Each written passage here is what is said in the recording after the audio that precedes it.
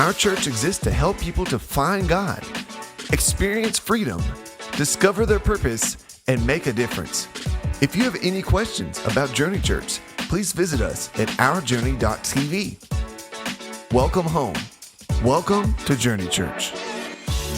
Well, good morning, church family. Over the last several weeks, I have been sharing with you some people in my life from other churches that have come to speak. This morning, we have a very special treat because we have one of our very own Bryan Campbell, who serves on our staff. But let me tell you what this young man means to not just me, but to our church. Bryan and his wife, Francesca, came to us a few years ago. And what I immediately recognized in their heart is a love for God. And then a love for his people. Now that two dynamic concepts you think is what every staff person has. But I have been in church ministry long enough to know that some people chase after prestige and position first. Bryan carries with him a true armor-bearer spirit. He's the type of individual that whatever it takes for God, he wants to accomplish. I invited Bryan to speak this morning because I see Bryan and Francesca not only as a dynamic duo in our church, but I see them as a key component to the future of Journey Church. Would you please welcome our very own Bryan Campbell. All right, Bible, find one. We're going to Esther. This may be the only slide you get, so you better get there. Going to Esther. Now, for me, when I was given the opportunity to be in this series, I was given two figures of faith to speak about. I was given the opportunity to either speak about Ruth or given the opportunity to speak about Esther. And when Pastor asked me, which one would you like to speak about? I said, it doesn't really matter. I'm good either way. And he's like, okay, you sure? And I said, yeah, because I actually don't know either story. I'll be honest with you. I'm sharing my heart. I'm putting it out there. I don't know why I don't or didn't, but I didn't know either story. So I said, it doesn't really matter. I've got to learn both. In Esther 1, we start in a place at the very beginning of our story, and I want to show you the characters that are represented that I feel like are most important in this story. Now, I'm not reading the whole book for you today. I encourage you to do that, but here's the things I want to show you.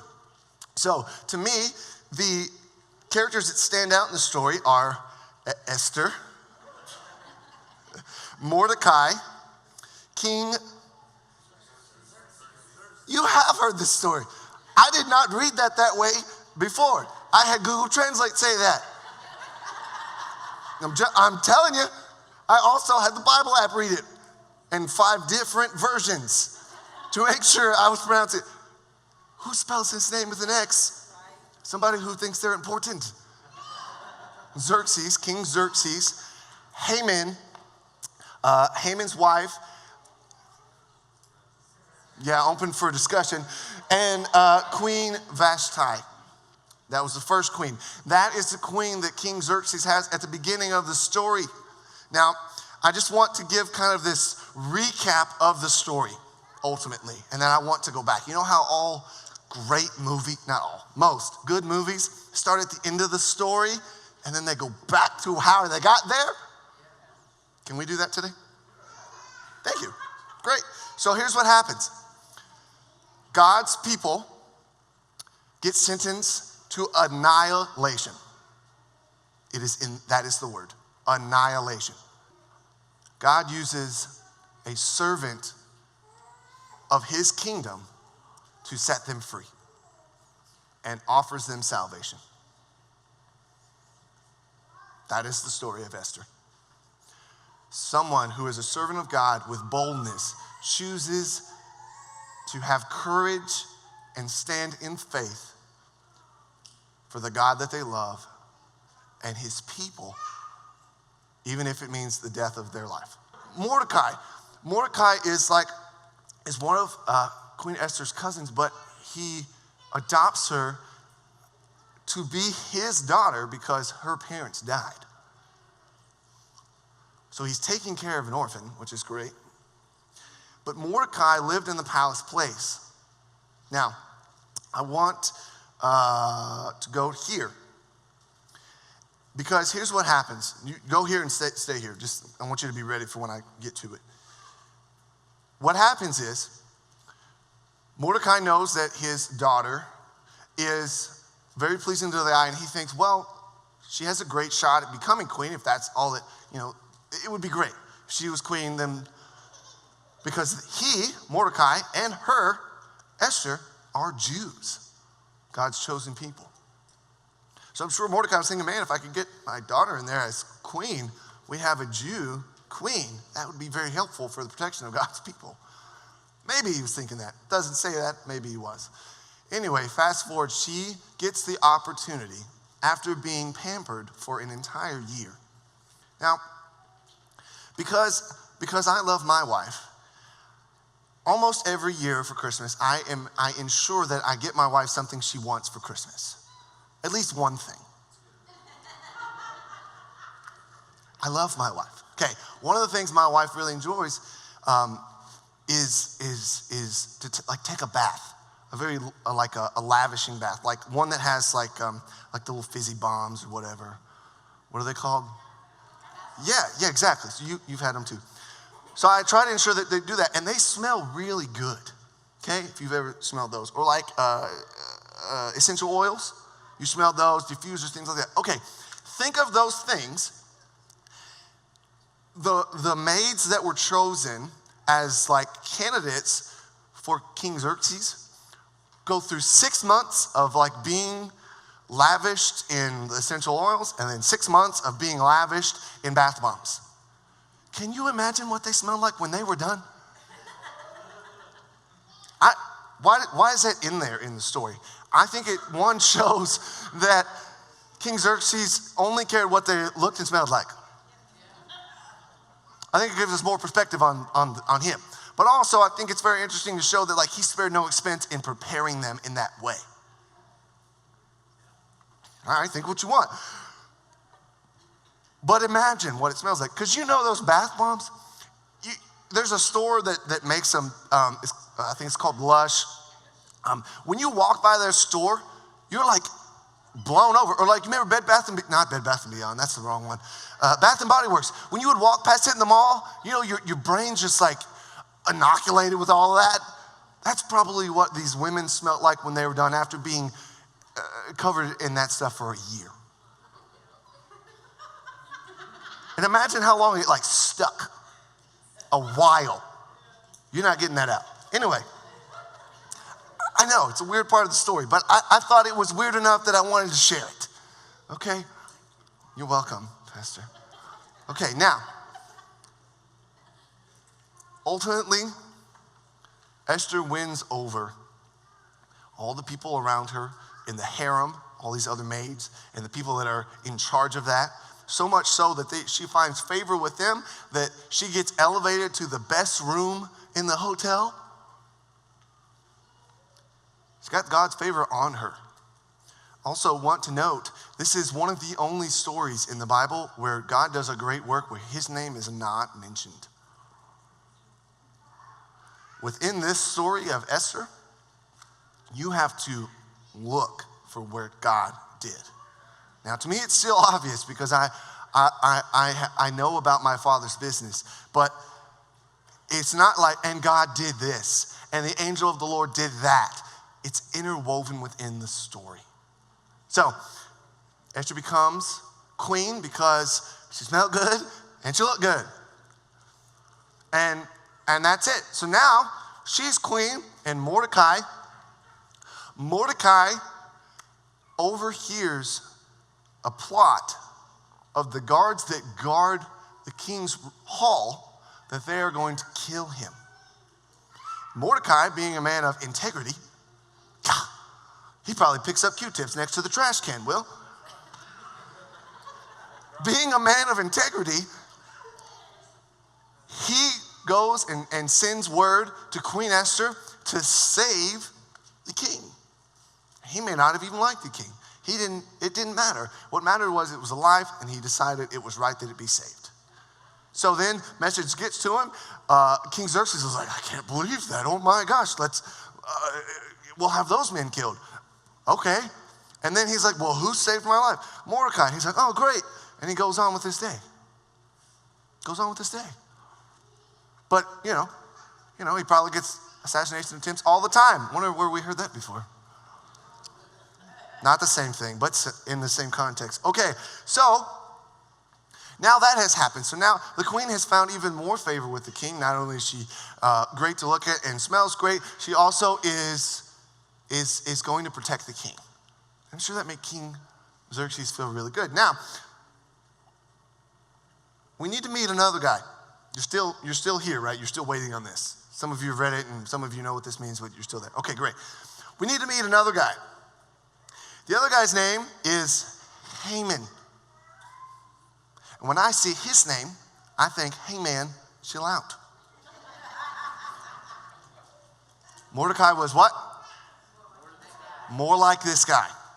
Haman, hey man, chill out. Now, from now on, when I say their name, you say that.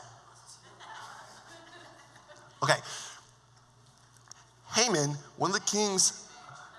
Oh, all right. See, that keeps you on the loop, keeps you focused, maybe. Haman.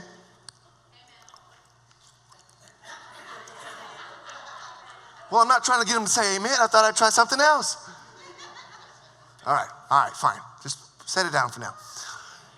He gets elevated. And see, he serves the king, and he is the prime minister of one of the lands, and he thinks a lot of himself. In fact, he probably thinks he could be king if he could just get rid of king and all these things. But anyway, he realizes that King Xerxes is a royal of royals, so he knows that he's an advisor to the king, so whatever he tells him, it probably will still happen. Well, after he gets elevated by the king, he feels all high and mighty, which I might would as well. But he then is going out into the court, and he's going out by the gate, and he's basically just like walking by peasants to see them tremble in fear. Here comes Haman. And they bow down before him because they know that he's an elevated, figure. And he likes that. He feeds off of that. In part, probably because he is, how's it pronounced, Carrie? An Agagite?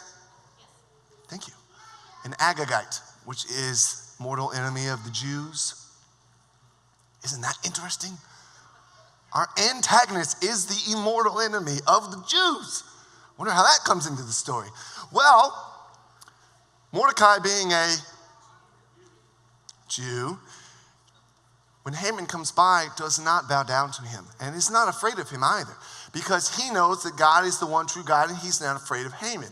But Haman instantly is thinking high of himself, thinks to himself, that dang Mordecai, and he gets enraged.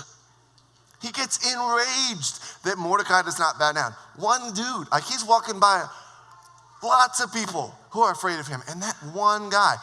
And he also knows that one guy is a Jew. I don't know how he knows, but he knows. So then, Haman, being infuriated, goes home and talks to his wife and friends. Now, his wife, Zeresh, says to him, you just got elevated to like above so many people. You're like second to the king. Who do you care? Why do you care about Mordecai? He's a peasant. He's not, but he's a peasant. What you should do is you should build a 75-foot tall pole and hang him off of it. This isn't even a problem. It's like when my wife tries to convince me that I can kill the spider. That's what she's saying. It's not a big deal, even though I'm terrified. And Haman was enraged. So, I'm glad you guys thought that was funny. My wife does kill the spiders around the house when I'm home and she's home. When she's not home, it's me, I guess. Or they keep living, who knows. So he's like, yeah, that's a great idea, wife. And friends and counsel, again, bad counsel. Bad counsel does not help good character, by the way. That's also in the Bible. You should find that. But he does that. He has it built. So then, he thinks to himself, well, you know what? I'm so mad. I don't want to waste all this anger and rage on one Jew. I should take out this anger and rage on all Jews. Because I can. So, he goes to the king, King Xerxes, and he makes up this plan. He says, look, I'll even pay for it, but let's write a decree and send it out to all of your kingdom that says that on the 13th that all Jews will be annihilated. You know what the king said? Sure. Why not? Because Haman, being of good speech, convinced the king that the reason he wanted to kill them was because they don't follow the king's commands, which was not completely wrong. Jews definitely stood up to the king in certain ways, but they didn't do it just out of spite. They did it to stay true to their God.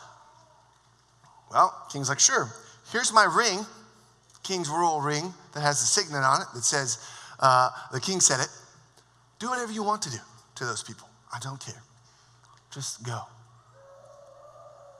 Now, can you imagine if you were a Jew and you saw the royal writing that said you're going to be annihilated on the 13th? And the king said it, like the guy you thought was going to protect you, sort of, like you're dead on the 13th. What are you going to do? Well, I'll tell you what happened is that, especially in the land of Susa, which, by the way, is another fun word, Susa. Susa. Susa, Susa, Susa. There's a backstory to that, but I don't have time for it. The land became weeping and wailing. In fact, it was so loud that the Queen Esther, which had no idea this was happening, Queen Esther could hear the wailing, the blubbering, the utter crying out to God of the people. And she's like sitting there playing Sudoku, like, what's going on? So she sends one of her servants to Mordecai, her stepdad, and asks, what's going on? And he, Mordecai, when we find him, has torn his clothes and he's put on sackcloth. He's humbled himself. He's put ashes on his head and he's crying out to the Lord for protection. He's weeping. He's terrified. He's scared. And he's like, how could you not know what's going on? And that's when we get back to this verse that I got you to, and he says, sends the messenger back to the queen and says, you need to go talk to the king and fix this. What are you doing? Well, the queen was like, oh my gosh. Okay, because here's the thing you didn't know, and I kept you in the dark because at this point, the king doesn't know either, is that his wife is a Jew. And so he has sentenced her to death, but he doesn't know that. Also, Haman, chill out, doesn't know that either. Because Mordecai had instructed Esther to keep that hidden until the right time. So she initially responds and is like, hey, are you sure? Because you realize that there is a law, a decree that says if I go to the king without him calling me, I will be put to death. Now, I want to talk about that rule right there for just a moment. Here's what I think about that rule. Here's how I think it came to be. And this is a nugget that doesn't necessarily matter, but is extremely interesting to me. King Xerxes, royal of royals, probably got tired of people coming to see him with like, I got gnats in my fruit. What are you going to do about it?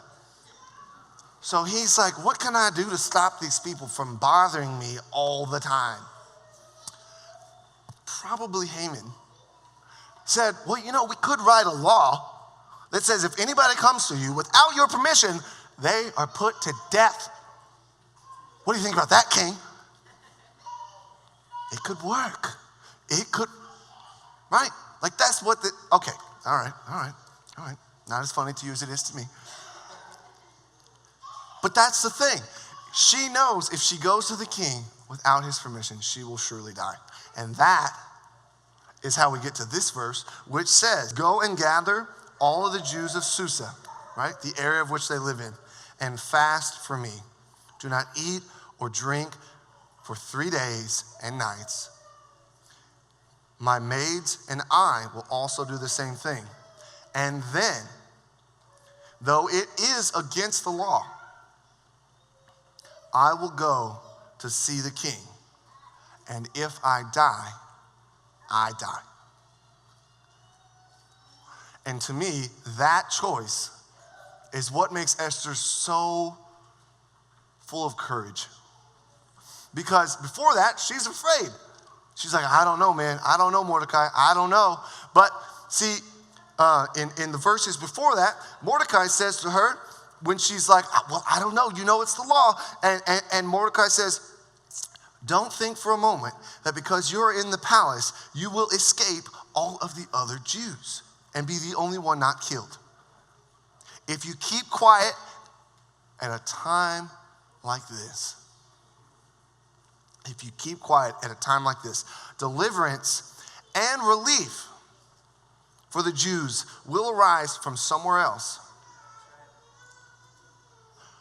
But you and your relatives will die. And then there's this statement that I love from Mordecai, which says, who knows if perhaps you were made to be queen for such a time as this.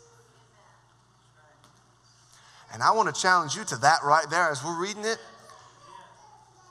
Maybe you're not a queen in your life, but maybe you were made to be one of God's chosen people in such a time as this. So, having courage from Mordecai, being encouraged from Mordecai, submitting herself to God in fasting and prayer, she makes a plan to do something that could take her life, but that could save her people. So, in chapter 5, Esther puts on her royal robes and goes to see the king. Now, that note at the very beginning of chapter 5, some of the versions don't mention what she wore. Some of them do, and like I said, I listened to 5 different audiobooks of this, and most of them do. Here's what I think is interesting about that. Do you remember when you were a kid, and hopefully you had this experience. I apologize for those of you who didn't have great grandparents. I had grandparents. You remember when they would get you that outfit that you didn't want, but they loved? And it was itchy, or stuffy, or they're like, this is going to be your new spring sweater. Yeah, you hated it. But then that new toy came out that you knew would change your kid social status if you had it. And you thought to yourself, if I put on that outfit that Grammy gave me and I go see her, she might just get me that toy. This is a diagram of the royal palace of King Xerxes in Susa, the Persian palace. It was 131 feet from here, the throne room, which was, this big, to the inner court. where Esther went and stood and grabbed the attention of King Xerxes. See, she didn't just go see the king because she knew that was against the law. But what she did do is she went and stood in the inner court. And because he hadn't seen her for a month, and she was wearing his favorite outfit that he had made for her, she knew what she was doing, right? Respect. Respect. He sees her and takes great delight and requests that she be brought to him. Now, he says, Queen Esther, so great to see, I'm paraphrasing, so great to see you. You look good. Smell good. All right. What is it that you want? Get this. He says, if it's half my kingdom, whatever you want, you can have it. Just say the word. And he says, Queen Esther, you told me if I came to this party that you would tell me the desire of your heart. So what is it? What do you want? If it's even half my kingdom, you can have it. And she says, if I have found favor with the king, and if the king would delight in doing so, would you come to another meal that I'll prepare for you tomorrow? But it's a little more intimate, and I just want to have you and Haman. And I'll cook your second favorite meal. To which he says, absolutely. She says, and then I will tell you the true desire of my heart. Haman's back out in one of these carts, walking around, infuriated, and he asks the servants, are there any of my advisors in the court? And they're like, yeah, Haman's here. How convenient. And then bring him to me. He asks Haman, how do I honor a man that the king wishes to do so? Haman, instantly thinking so very highly of himself, says, you know what? It's probably me he wants to honor. So he says, well, king, what I would do is I would have him paraded throughout your kingdom here in Susa on your horse, wearing your robe, wearing your royal hat, and have somebody in front of him proclaiming that he is royal, that he has done these great things, that he's being honored by the king. To the king says, that sounds great. Make sure that gets done, Haman. Did you miss that? Haman hates Mordecai. Now he got to go honor Mordecai, which means Haman's being humiliated in front of all these people. Then goes back home after all of this, telling his wife, and you know what his wife says? His wife says, you've been humiliated. Maybe it's not such a good idea that you try and take on Haman. Maybe he's a bigger adversary than you thought. Wouldn't that make you feel good? If your wife's like, you know what? Maybe the spiders are going to win. Maybe you're not the man I thought you were. It's terrible. Okay, remember, Haman had that giant pole made to hang Mordecai on. Let's fast forward a little bit. Here's what happens.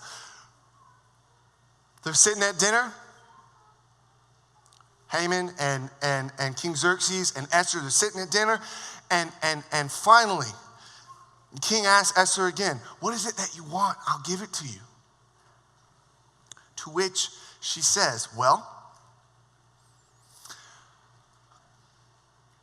I and my people have been sold into slavery and our lives taken from us. What do you mean your life? What are you talking? Who dare to do that to my queen?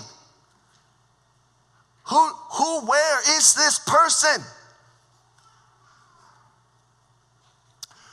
Y'all know what Haman looked like sitting at that table, don't you?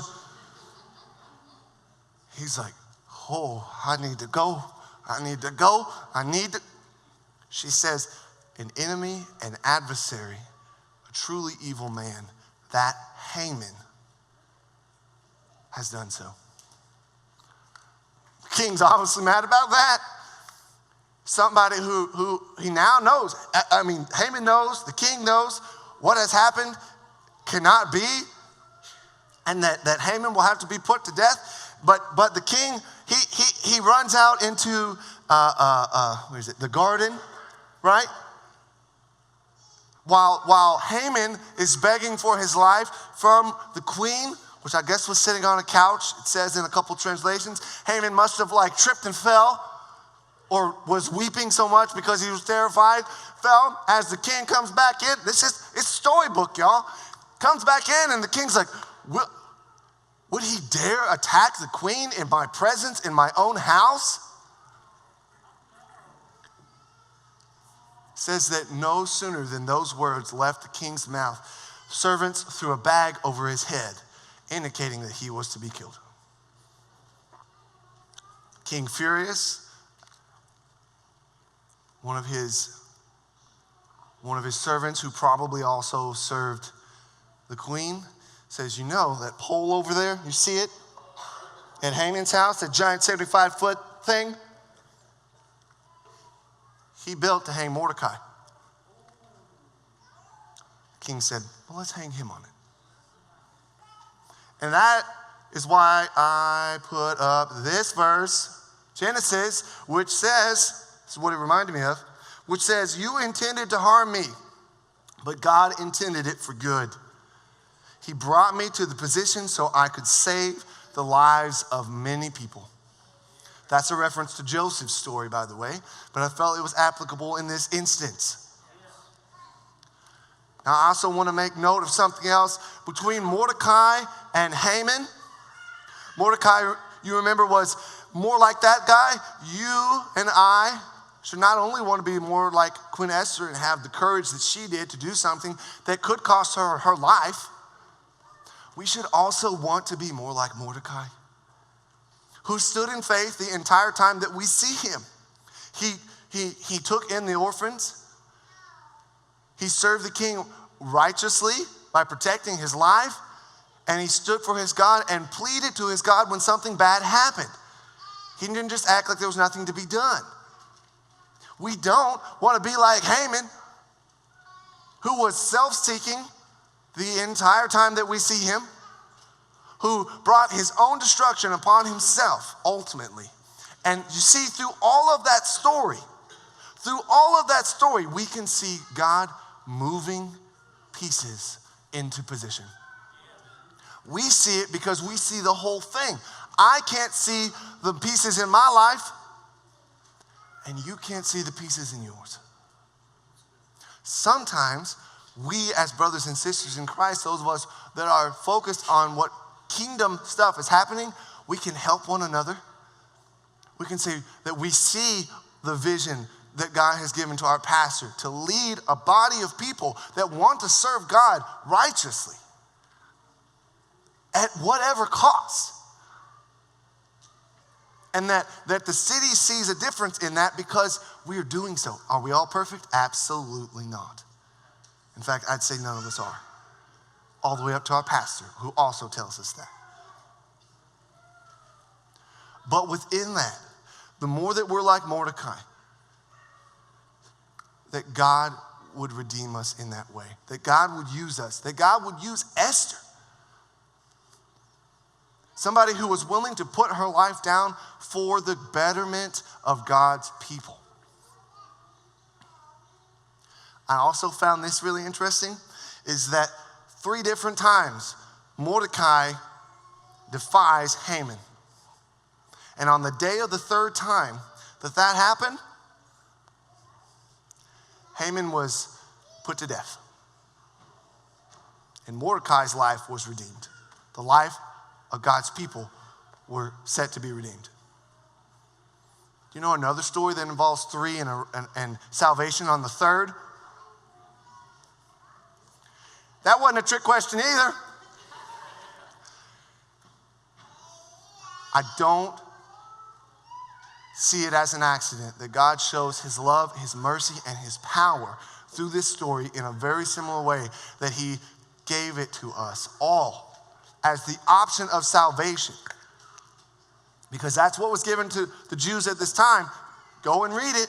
Go and see it. They were given the option to have a defense for their life. And that is what Jesus brings us. He is the salvation. He is the opportunity to have your life saved. Because it's still a choice. But those of us who have already chose that, again, need to focus on being more like Mordecai. Amen? Amen. Thank you for being with us online. Our desire is to journey with you however you want to connect with us. We look forward to doing life with you. Now let's go this week and be the church in our community as we focus on loving God and loving others. We'll see you here next week.